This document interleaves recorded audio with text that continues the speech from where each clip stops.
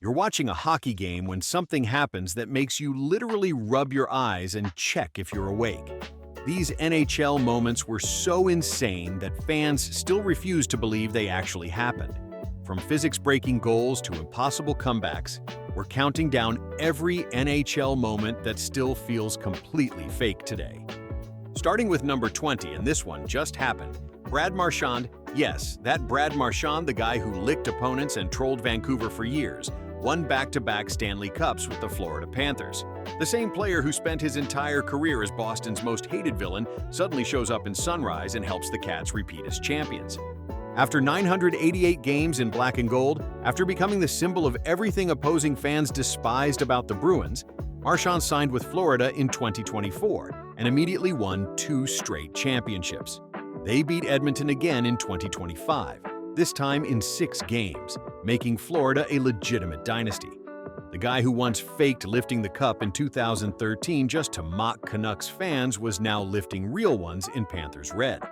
The internet immediately dug up that fake celebration video and flooded Vancouver message boards with it all over again. Marchand scored 27 points in the 2025 playoffs at age 37, proving that being universally despised might actually be a performance enhancer. Boston fans had to watch their longtime pest win championships for someone else, while their own team missed the playoffs. Sometimes reality writes better comedy than any scriptwriter could imagine. Number 19 takes us back to June 24, 2024, when the Florida Panthers finally won their first Stanley Cup after 30 years of heartbreak. This franchise had become famous for plastic rats and playoff disappointments, operating in relative obscurity while Tampa Bay collected championships just up the highway. They'd made the finals once before in 1996, getting swept by Colorado in one of the most lopsided championship series ever. Since then, it was mostly missed playoffs and first-round exits. But Sergei Bobrovsky turned into an absolute wall when it mattered most, posting a .940 save percentage through 4 rounds. Matthew Tkachuk played through a fractured sternum because apparently pain is just a suggestion in the playoffs. He could barely lift his arms above his shoulders, but still managed 22 points in 24 games. They beat Edmonton in 7 games, with Sam Reinhart scoring the Cup winner in front of a shocked Rogers Place crowd. South Florida partied harder than the Heat Index, with boat parades that made Tampa's look tame. After 3 decades of being the league's lovable losers, after years of 10,000 empty seats and relocation rumors, the Panthers were actually champions. No Photoshop needed, no asterisks required. Coming in at 18, the 2023 playoffs gave us the most shocking first-round upset in NHL history. Boston set all-time records with 65 wins and 135 points, basically playing video game hockey all season. They lost just 12 games in regulation across 82 contests. David Pastrnak scored 61 goals, the Bergeron line was dominant one last time, and Linus Ullmark won the Vezina Trophy. They went up 3-1 on the 8th seed Florida Panthers, who needed Pittsburgh to lose on the last night of the regular season just to squeeze into the playoffs. Boston outscored them 15-7 in those first 4 games. Game 5 in Florida looked like a formality. Then Sergei Bobrovsky remembered he was a 2-time Vezina winner and stopped 94 of the next 98 shots he faced. The Panthers won Game 5, then Game 6 at home to force the ultimate Game 7 in Boston. The TD Garden was ready to celebrate another deep playoff run.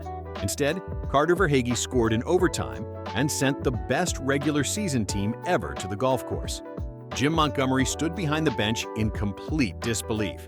Brad Marchand fought back tears in the handshake line. Analytics departments around the league are still trying to figure out how a team that dominated for 82 games could lose to a wildcard team that backed into the playoffs. Number 17 shows why salary cap rules need better lawyers. In 2021, the Tampa Bay Lightning were $18 million over the cap when they won the Stanley Cup. How is that even possible? The story starts with Nikita Kucherov needing hip surgery after the 2020 playoffs. He missed the entire regular season on long-term injured reserve, which meant his $9.5 million cap hit didn't count. Tampa used that space to keep their entire Cup-winning roster together and add players like David Savard at the deadline. The cap disappears in the playoffs, so a fresh Kucherov came back for Game 1 and looked like he'd never missed a day. He dropped 32 points in 23 games as the Lightning repeated as champions. Critics screamed about cheating and cap circumvention. NHL teams complained to the league office. Gary Bettman just shrugged. GM Julien Brisebois pointed to the collective bargaining agreement and smiled. The rule was there in black and white. Tampa just used it better than anyone else. When you added up all the salaries on their playoff roster, they were $18 million over what teams could spend in the regular season. Sometimes the most unbelievable moments happen in spreadsheets and legal documents instead of on the ice. At 16, we traveled to the pandemic bubble for the fourth longest game in NHL history. On August 11, 2020, Tampa Bay and Columbus played for 150 minutes and 27 seconds, which is basically 8 periods of hockey. No fans in the stands at Scotiabank Arena in Toronto, just cardboard cutouts and artificial crowd noise.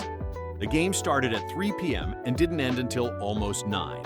Joonas Korpisalo made 85 saves, shattering playoff records while players on both teams looked ready to collapse. 5 overtime periods in August heat, even with air conditioning, turned the ice into a swimming pool by the end. Players were cramping on the bench, eating everything they could find between periods. Equipment managers ran out of dry gloves. Braden Point finally ended the marathon at 10:27 of the 5th overtime, and both teams needed 2 days off to recover. East Coast viewers who started watching at work finished after their kids went to bed. The longest game since 1936 happened in an empty arena with piped-in crowd noise that sounded increasingly ridiculous as exhausted players could barely skate. Even the fake fans sounded tired by the end. Number 15 delivered the wildest 18 minutes in playoff history. Vegas led San Jose 3-0, halfway through the third period of Game 7 in 2019. The Golden Knights were 20 minutes away from the second round, their home crowd already celebrating. Then Cody Eakin threw a cross-check on Joe Pavelski that sent the Sharks captain face first into the ice. Blood pooled on the white surface as Pavelski was helped off. The refs huddled and made the call that changed everything: 5-minute major penalty. The Sharks, who were 0 for 4 on the power play that night and had managed just 6 shots in 2 periods, suddenly caught fire. Logan Couture scored 49 seconds into the major, then Thomas Hertl scored, then Couture again. Then Kevin Labanc completed the comeback with 3 minutes left in the penalty. 4 goals in 4 minutes and 1 second. T-Mobile Arena went from deafening to dead silent. Jonathan Marchessault managed to tie it late for Vegas, but the damage was done. Barclay Goodrow won it in overtime as the Sharks bench exploded, and 18,000 Vegas fans stood in stunned silence. An entire series flipped because of one penalty call that refs probably still have nightmares about. The NHL changed the rule the next season to allow major penalties to be reviewed. Too late for Vegas. Coming in at 14, the Vegas Golden Knights proved expansion teams aren't supposed to suck anymore. When the team name was announced, hockey Twitter roasted it mercilessly. Golden Knights? In the desert? Experts predicted they'd finish dead last in their first season, maybe win 20 games if they were lucky. Vegas was a non-traditional market that would struggle to fill seats once the novelty wore off. Instead, they won their first 3 games, then their first 8 of 9. They won the Pacific Division and reached the Stanley Cup Final in year 1, creating the Golden Misfits legend. Marc-Andre Fleury found the fountain of youth. William Karlsson scored 43 goals after never topping 9, and Jonathan Marchessault became a 70-point player. The pregame shows with medieval times, performers seemed less ridiculous when the team kept winning. Then, in 2023, they destroyed Florida 9-3 in the clinching game to win Las Vegas its first major pro championship.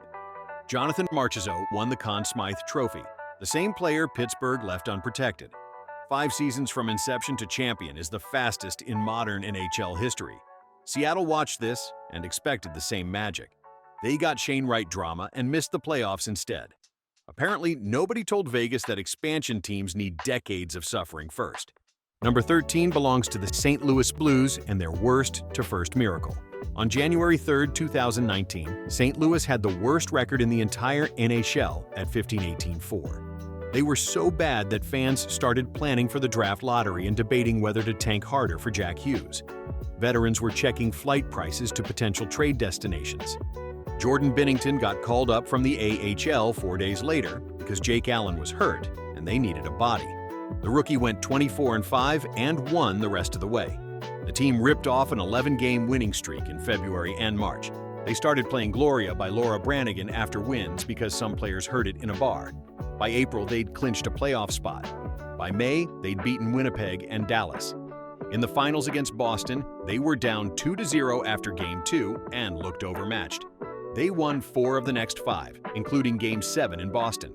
From last place on January 3rd to hoisting the cup on June 12th, while Gloria blared through TD Garden speakers. The probability calculators just gave up and displayed error messages. Craig Berube went from interim coach on the hot seat to championship parade grand marshal.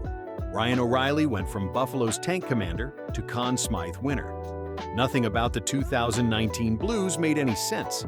At 12, the Los Angeles Kings showed why you never count out the 8th seed, even when they're down 0-3 to their biggest rival. In 2014, San Jose demolished them 17-8 in the first 3 games. The Sharks outshot them 123-73. Joe Thornton and Patrick Marleau were finally going to get past the first round. Every analyst on TV declared the series over. The hockey world prepared for a handshake line. Daryl Sutter responded by benching veterans and inserting rookie Tanner Pearson into the lineup. Game 4 was in San Jose, the perfect spot for the Sharks to complete the sweep. The Kings won 6-3. Still, nobody panicked because teams don't come back from 0-3. Game 5 back in Los Angeles, surely the Sharks would close it out. Kings won 3-0. Now, people started paying attention. Game 6 in San Jose became must-see TV. The Kings won 4-1 as the Shark tank grew quieter with each goal. Game 7 featured one of the great goaltending performances in playoff history as Jonathan Quick stopped everything. The Kings won 5-1, completing just the 4th 0-3 comeback in NHL history. They survived 2 more Game 7s against Anaheim and Chicago, then crushed the Rangers for their 2nd cup in 3 years. They remain the last team to come back from 0-3 and win it all. Quick's save percentage after Game 3 was .966. His goals against average was 1.16. Those numbers don't make mathematical sense for a goalie who was supposedly figured out by San Jose. Number 11 gave Boston the most painful comeback in Toronto history, and that's saying something for a franchise built on pain. The Maple Leafs led 4-1 in Game 7 with 10 minutes and 42 seconds left in regulation. The city was ready to celebrate their first series win since 2004. Fans were already lining up on Maple Leaf Square. The ACC was thunderous. Boston looked dead, dumping pucks and going through the motions. Then Nathan Horton scored with 9:18 left to make it 4-2. Annoying but not panic-worthy. Milan Lucic scored with 3:21 left. Now Toronto fans started having flashbacks. Patrice Bergeron tied it with 51 seconds remaining as the building fell silent. You could literally see the life drain from Leafs fans' faces. In overtime, Tyler Seguin hit the post. Then Bergeron ended it at 6:05, completing the collapse. It's the only Game 7 where a team erased a 3-goal deficit that late. The radio call of Jack Edwards screaming Bergeron's name repeatedly became instant trauma for an entire fan base. Phil Kessel needed a police escort out of Toronto. Dion Phaneuf was never the same. James Reimer still probably wakes up thinking about Bergeron. The Bruins went on to the Cup final while Toronto didn't make the playoffs again for 3 years. Coming in at 10, the 2012 Kings proved regular season standings mean absolutely nothing when Jonathan Quick goes supernova. Los Angeles limped into the playoffs with the 29th ranked offense, averaging just 2.29 goals per game. They grabbed the 8th seed on the second to last day of the season. Terry Murray had been fired mid-season and replaced by Daryl Sutter, who looked perpetually confused behind the bench. Then the playoffs started, and Quick decided goals were illegal. The Kings beat Vancouver in 5, allowing just 8 goals. They swept St. Louis while scoring 16 times in 4 games. They ended Phoenix in 5. In the finals against New Jersey, they lost just 2 games total. Their final record was 16-4, the second-best playoff winning percentage ever. They became the first 8th seed to win the Stanley Cup, clinching every single series on the road. Quick's numbers were absurd: 1.41 goals against, .946 save percentage. Teams would get 40 shots and score once. Dustin Brown went from healthy scratch candidate to captain lifting the cup. Jeff Carter scored from impossible angles. Even after repeating the core achievement in 2014, their 2012 run still reads like someone playing NHL on rookie mode with the sliders turned all the way down. Number 9 features Patrick Kane celebrating alone while 22,000 confused people watched. In overtime of Game 6 in 2010, the Blackhawks had a chance to win their first cup since 1961. Bobby Hull was in the building. The Philadelphia crowd was deafening. Just 4:06 into overtime, Kane gathered the puck along the left boards and drove toward the net. From an impossible angle along the goal line, With Michael Leighton hugging the post, Kane flipped a shot that disappeared. The puck vanished under the padding inside the net where nobody could see it. No goal horn, no red light, no reaction from anyone except Kane, who immediately threw his gloves off and started celebrating the Stanley Cup winning goal. Patrick Sharp skated over confused. The Flyers kept playing. Refs huddled to figure out what happened. The crowd thought Kane had lost his mind. Even the TV cameras couldn't find the puck. After the longest review in Cup final history, the goal was confirmed. Chicago had their first Cup in 49 years, all because of an invisible puck that lodged in the worst possible spot. Flyers fans still claim it never went in. Leighton still has nightmares about checking his net. The most important goal in Blackhawks history was one that nobody actually saw go in. At 8, Brett Hull's skate created the most controversial goal in Stanley Cup history. At 1:30 in the morning during triple overtime of Game 6 in 1999, the Stars and Sabres had been playing for over 100 minutes. Buffalo had dominated overtime, outshooting Dallas badly. Dominik Hasek was in full dominator mode. Then Hull gathered a rebound in front and scored to give Dallas the cup. One problem, video replay clearly showed his skate was in Hasek's crease before he touched the puck. Rule 78.6 said that should nullify the goal. The rule had been called strictly all season, with goals waved off for skates barely touching the blue paint. But the NHL had sent out a memo in March about exceptions for players maintaining possession. Nobody really understood what that meant. The refs discussed it, looked at replay, and counted the goal. Buffalo fans exploded. Lindy Ruff argued until his face turned purple. The Stanley Cup was wheeled onto the ice while Sabres players stood in disbelief. 25 years later, Buffalo fans still refuse to acknowledge the goal happened, simply calling it no goal. Hull himself admitted years later he thought it would be waved off. The NHL changed the rule that summer, but that didn't help Buffalo. They haven't been back to the finals since. Number 7 saw Mark Messier literally guarantee a win in the newspaper and then deliver in the most pressure-packed situation imaginable. Down 3-2 against New Jersey in the 1994 Conference Finals, facing elimination at the Meadowlands, the Rangers captain did something insane. He told reporters the Rangers would win Game 6, and the New York tabloids splashed it across their back pages. Most players would have been crushed by that pressure, especially on the road against Martin Brodeur and the Trap. The Devils took a 2-0 lead in the first period as their fans mocked Messier relentlessly. Then number 11 took over. He scored a shorthanded goal late in the first. He tied the game in the second. He completed the natural hat trick in the third period. Final score, Rangers 4, Devils 2. All 3 Rangers goals belonged to the captain, who guaranteed victory. 2 weeks later, the Rangers ended their 54-year Cup drought. Mike Keenan was crying behind the bench. The Garden shook so hard they measured it on the Richter scale. The sheer audacity of guaranteeing a win in the New York media against your biggest rival, and then backing it up with 3 goals in enemy territory, still seems like fiction. No player has made and delivered on a guarantee like that since. Coming in at 6, Steve Smith celebrated his 23rd birthday by accidentally ending Edmonton's dynasty. April 30th, 1986, Game 7 against Calgary, tied 2-2 in the third period. The Oilers were defending champions going for their 3rd straight cup. Gretzky was in his prime. They'd beaten Calgary in the playoffs for 3 straight years. With 5 minutes left, Smith gathered the puck behind his own net. Glenn Anderson was tied up in front, so Smith tried to bank a pass off the back of the net to his defense partner. The pass hit goalie Grant Fuhr's left skate and deflected into Edmonton's goal. The forum erupted.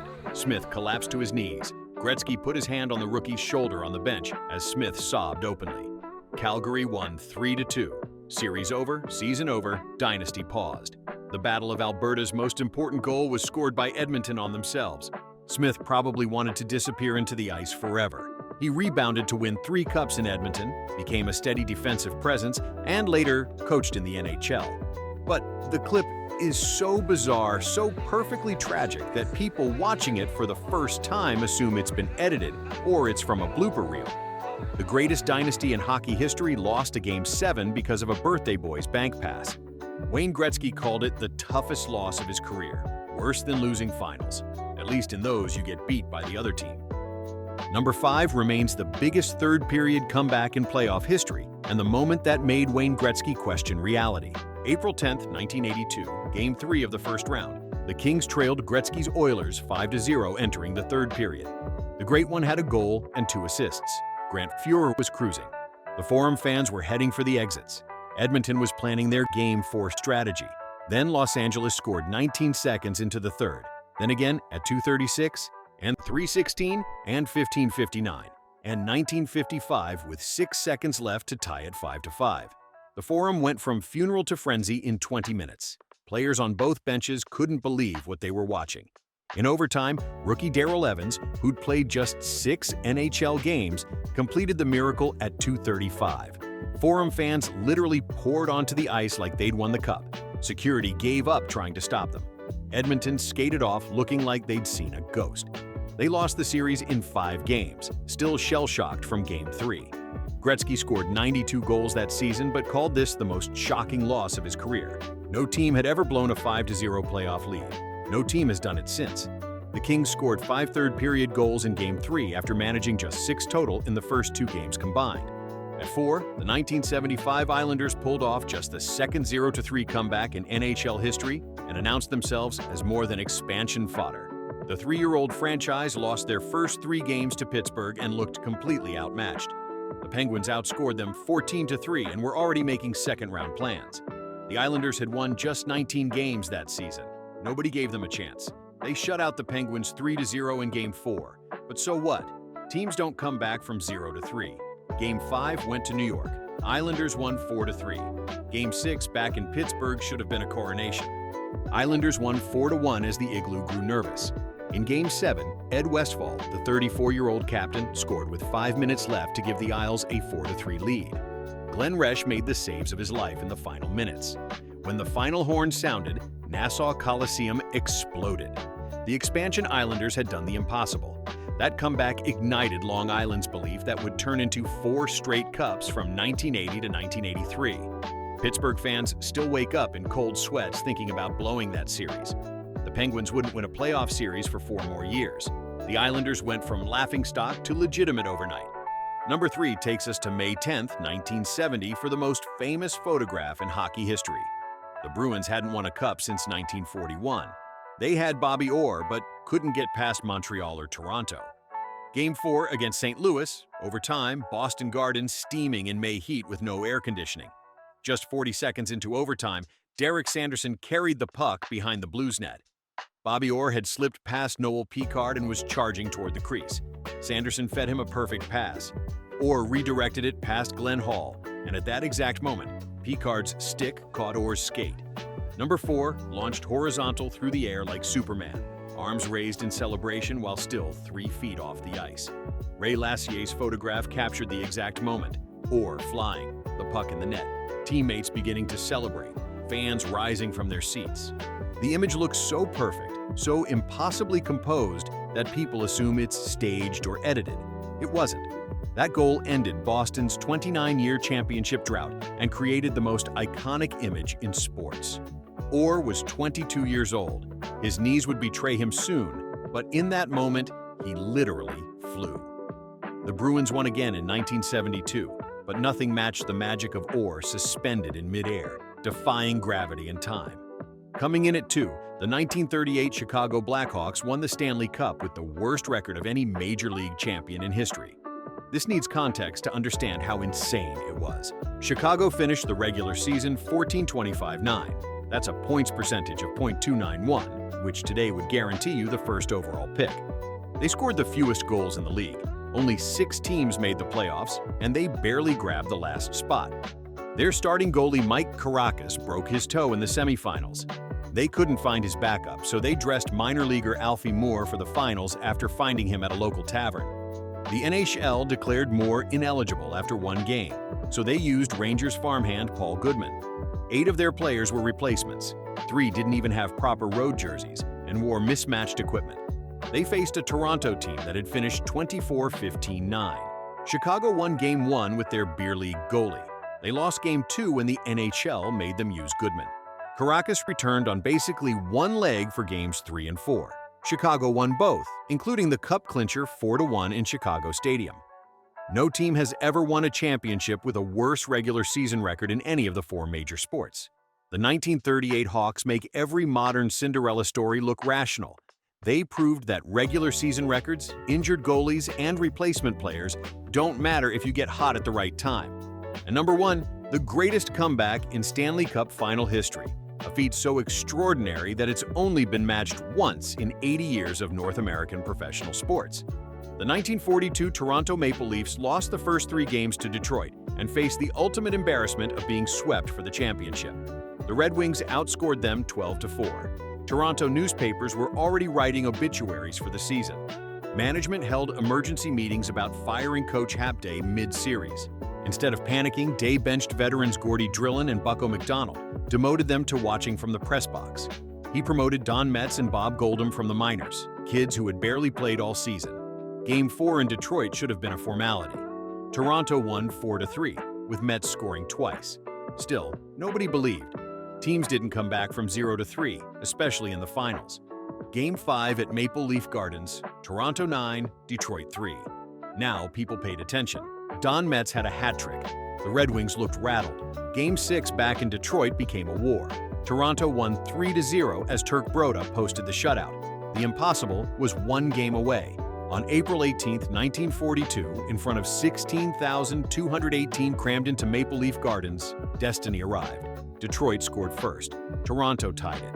Detroit went up 2-1. The Leafs tied it again. In the third period, Pete Langell scored to put Toronto ahead. The Gardens shook. Detroit pressed desperately, but Broda was unbeatable. Final score, 3-1 Toronto. The Maple Leafs had done the impossible, winning 4 straight elimination games to capture the cup. Players poured over the boards, fans threw programs and hats. The celebration lasted until dawn. 80-plus years later, it remains the only 0-3 comeback in Stanley Cup final history. The 2004 Red Sox matched it in baseball. No NBA team has done it in the finals. No NFL team can because they play 1 game. What Toronto did in 1942 was so impossible that it's happened exactly once in the hardest trophy to win in sports. These moments prove hockey isn't just a game of systems and statistics. It's pure chaos wearing skates, where the impossible happens just often enough to keep us watching every single night, waiting for the next moment that nobody will believe actually happened.